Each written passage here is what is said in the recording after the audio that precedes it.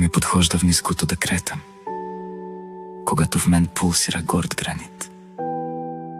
Душата ми е с вятъра заплетена в клон на мура от вековен мит. На скалния первас над бездна спрял, аз Еделвайс с бяла светлина.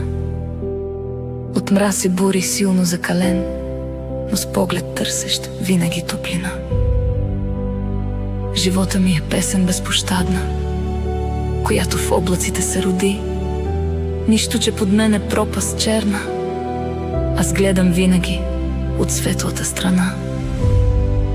На пирина и вятъра сме верни. Един Еделвайс и една мечта.